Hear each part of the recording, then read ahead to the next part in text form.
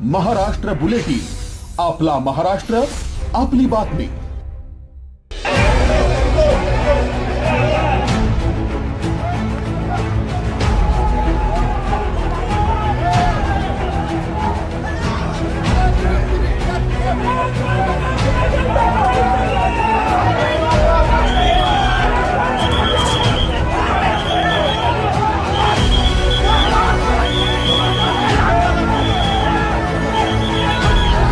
नाशिक शहरात TCS कंपनीत घडलेल्या धक्कादायक प्रकारामुळे मोठी खळबळ उडाली आहे।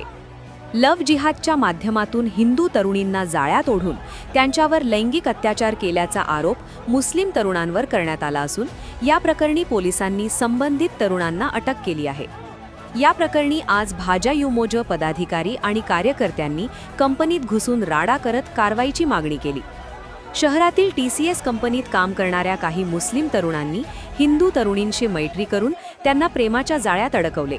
त्यानंतर त्यांच्यावर जबरदस्ती व लैंगिक अत्याचार केल्याचा गंभीर आरोप समोर आला आहे।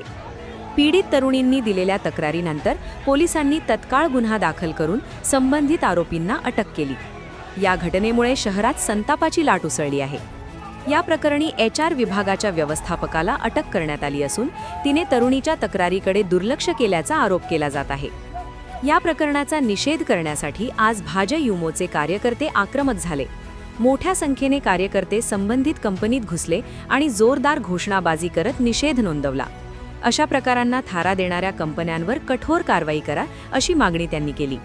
काही काळ परिसरात तणावपूर्ण वातावरण निर्माण झाले होते।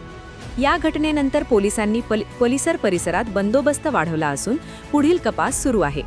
तसेच या प्रकरणात आणखी कोणाचा सहभाग आहे का याचाही शोध घेतला जात आहे।